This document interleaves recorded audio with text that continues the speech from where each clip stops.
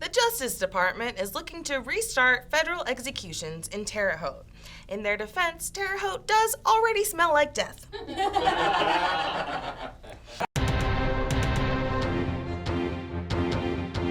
You're watching The States of the Indiana.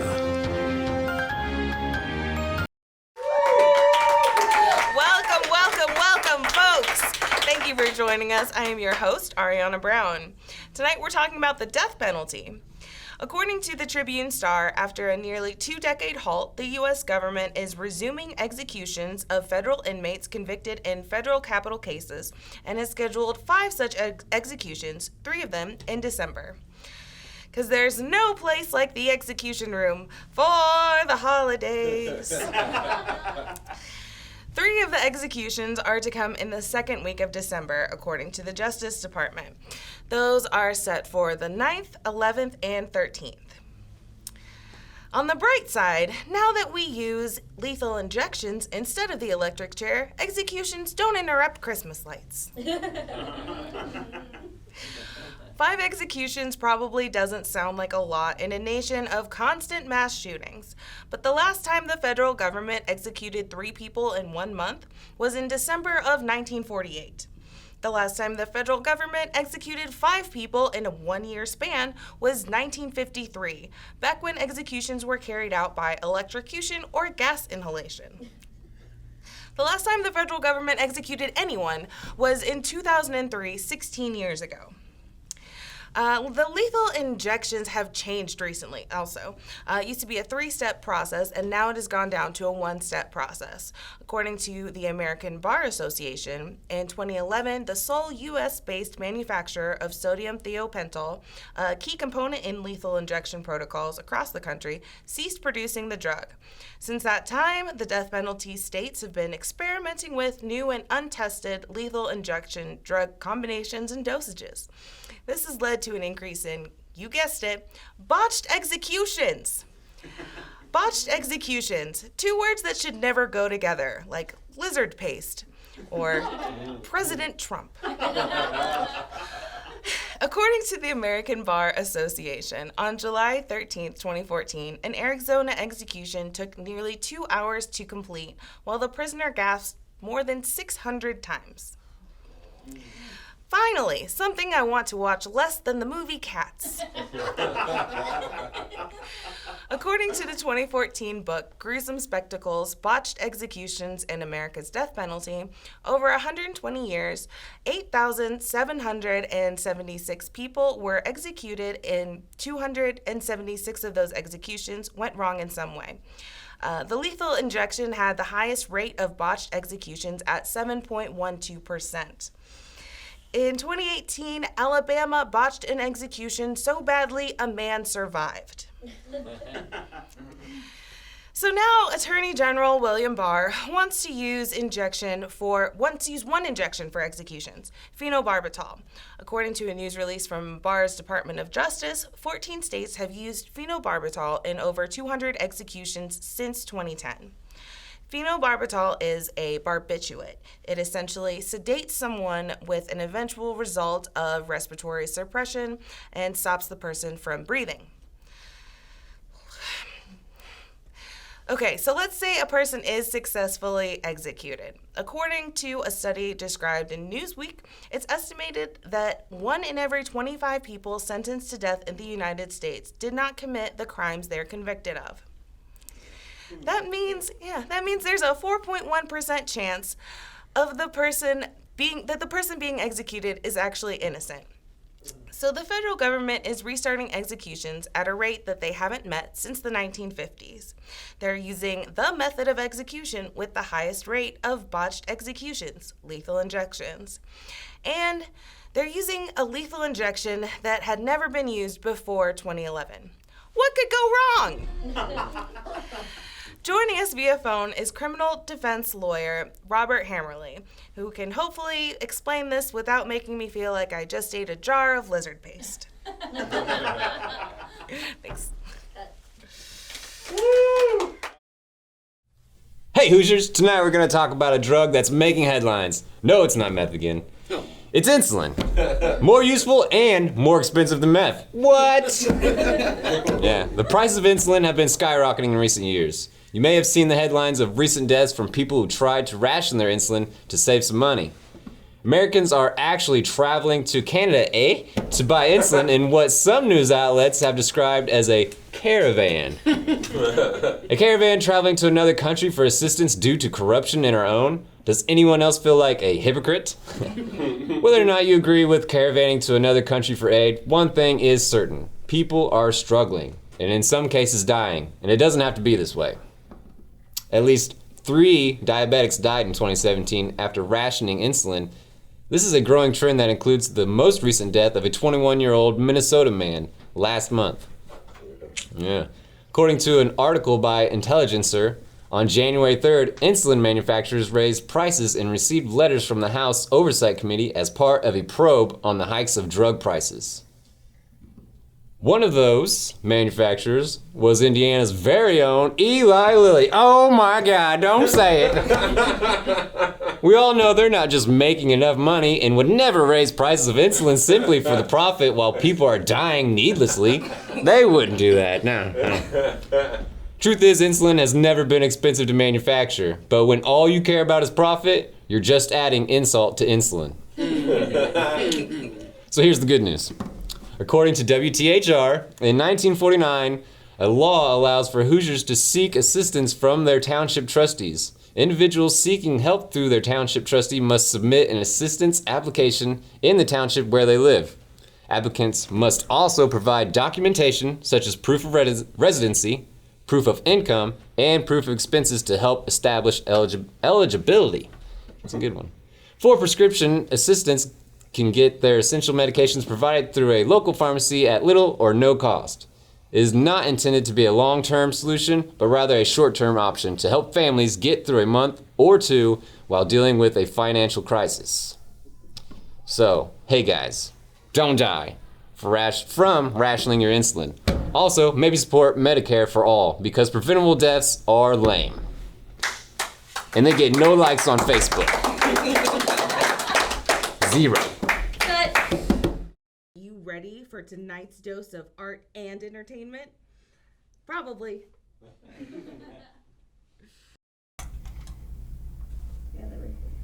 All right, and action. Yeah, so the ad says if you have an erection that lasts more than 4 hours, you're supposed to call the doctor. I don't think they really want you to. But who has time? I mean... Oh, hi! I'm Dyke Michaels, and with me today is our special guest, Zach Rohn, from batch number 2.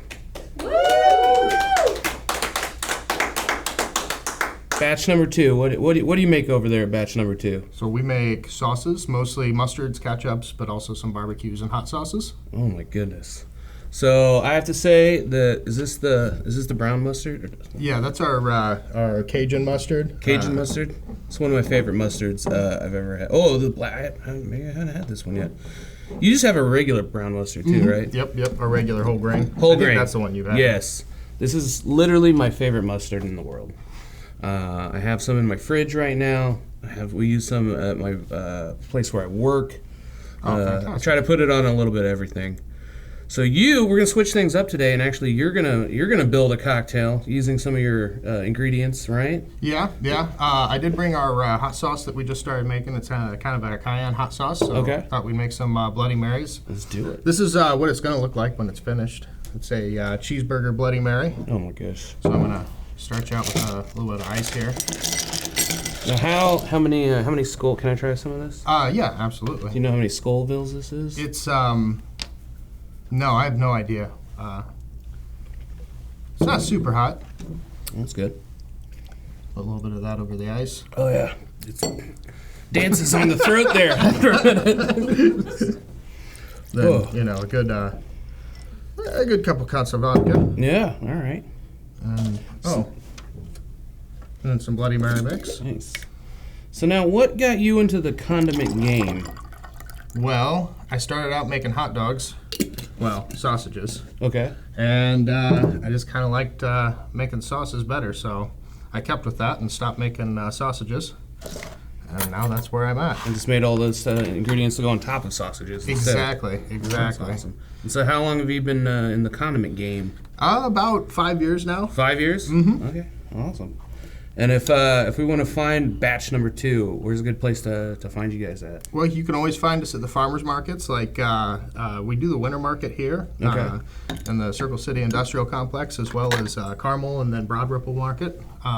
Then you can find us in some of the retailers as well. We're available at some of the Fresh Times, as well as a handful of the Targets, and then like local places like Goose the Market. Target? You're in the Target? Yeah. Yep. Big time.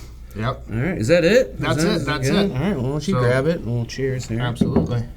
Oh my goodness. There we go. There we go.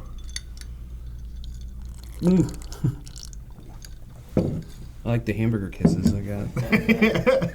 That's what it should be called, hamburger kisses. That's really good. So, I'm actually, you had a show before, or maybe you helped with a show. You have a friend. Oh yeah, so well, I've got a friend named Harvey. Harvey's a puppet. Felt American. Right? Yep. Felt American. And he had a show, and I was helping out with that for a while. I believe you were one of our guests. I was, yes. You made Play-Doh hamburgers on air, so I was gonna bring him today, but he's lost. Oh, okay. I think he's in a dark place. He's in a dark place right now. So yeah. Oh my goodness. You talked about some of the farmers markets that we can find you at. Where can we find you online anywhere? Yep. You can find me.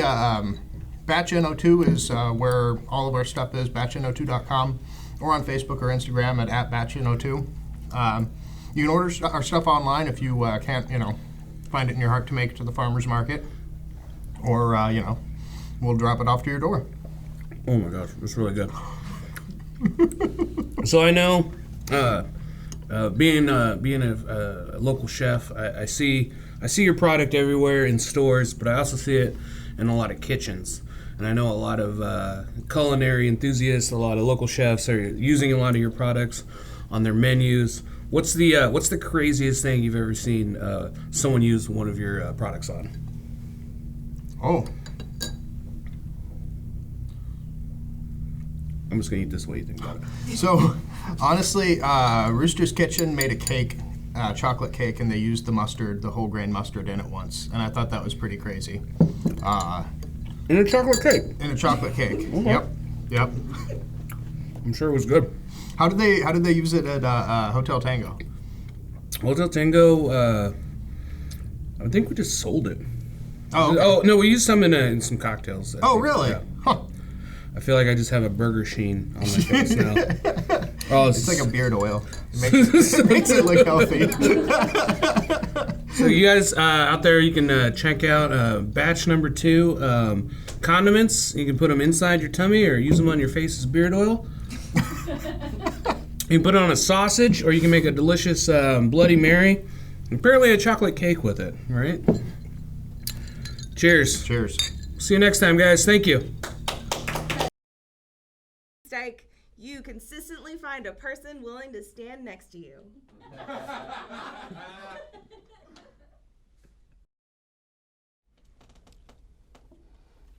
As kids start coming back to school, teachers will start the tradition of asking, "Hey kids, what fun things did you do this summer?" Well, most will say they went to a water park or maybe camping. One Indiana family can proudly add, "Disturbing the resting place of my ancestors." Last Tuesday, the Indy Star published an article stating that notorious Depression-era bank robber John Dillinger was to be exhumed from his resting place in Crown Hill Cemetery.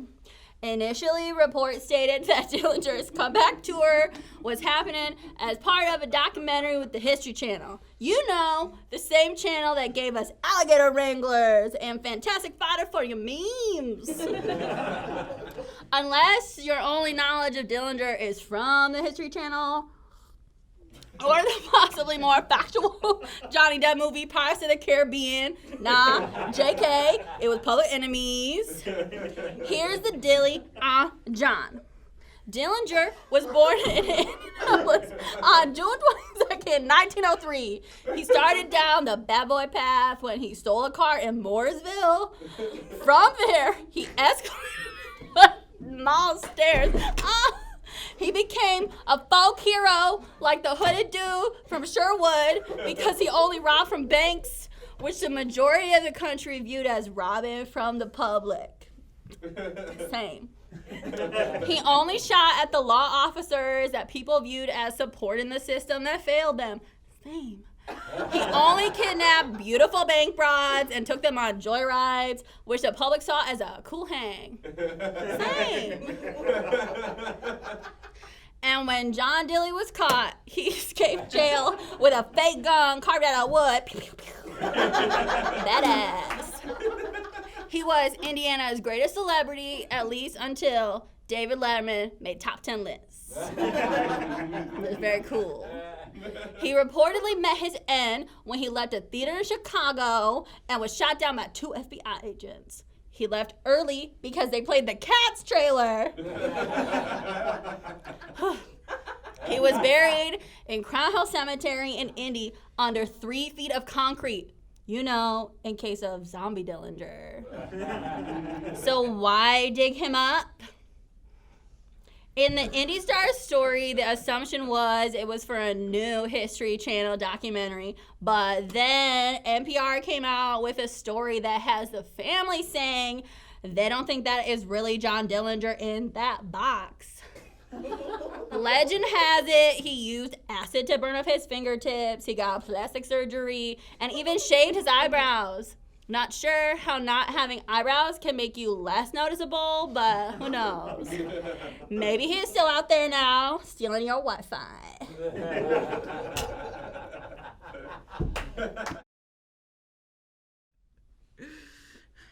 Thought you had enough Gen Con? Well, wait, there's more! We're sending you back to our Gen Con extravaganza with Peter Hines.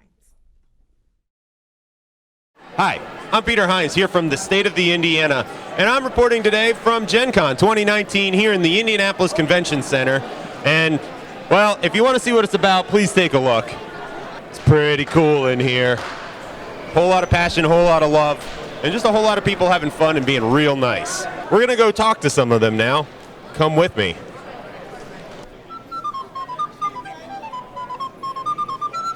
So what's the most fun part of Gen Con? The games, probably. Also the cosplay, at least is the most visually interesting for me. Today we've got a couple of people. What's your names? Michael. Rachel. Vivian. So you guys are all here. You guys came together.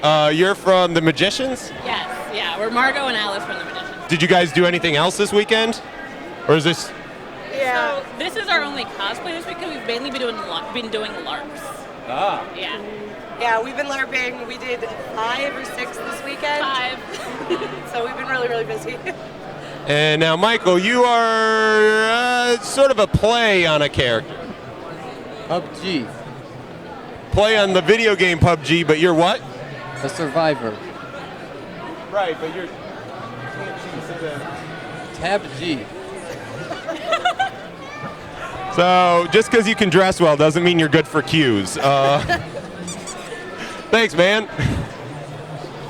And also, there is no such thing as a dress code for a battle royale. That's true. You can die in anything. All right, guys, that's this is a fun amount of weird for me. Thank you.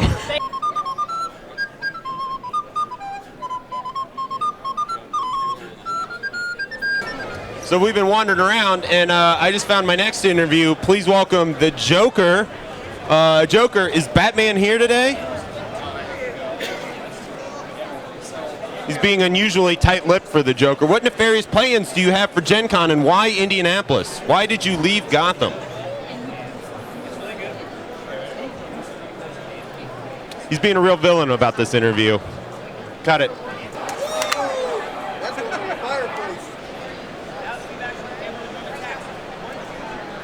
We are here at the Pokemon card game with Katie. Hey guys, nice to meet you. You guys have done this in the past then, right? Correct. Pokemon has had a presence here for several years, and this is my third time being associated with the event for Pokemon. So I've been a little bit away from it. This is like the card game that started like back in the late 90s. This is the evolution of it. Correct. It is almost exactly the same. There's a little bit more power level, sparklier cards, way more Pokemon now, but the basic mechanics are almost exactly the same. Man, I loved those early games so much, and then I found beer and got too drunk. It's a little bit harder to play when you're not totally sober. What's your favorite Pokemon? Do you have a favorite? Of course I do. Lapras from the first original 150. Yeah, inspired by Nessie, right? That's correct. It is a Loch Ness monster type monster. Are you guys giving out any special rare cards just for Gen Conners only? So we had a stack of promos that one of our staff donated that were promos from their league, and we gave them out all weekend until we ran out, and we ran out yesterday. So we have been opening packs and letting kids pick a random card. There are sparkly ones, some very rare, some not as good. Kids pull a real bad one, we give them something special. Can I get a Mew? Gosh, I don't think I have a Mew on me, but let me see, hold on. I might get a Mew. So this is the most recent expansion, Unified Minds. It actually came out on Friday, and two of the Pokemon that are featured are Mew and Mewtwo. And you can have this pack. So there's a chance you can pull a Mewtwo. There's a chance. And I'll bless it for you. Bless. So you have a chance. Katie, thank you so much. Continue to have welcome. fun here at Gen Con. Thank you. Thank you guys very much. See you later.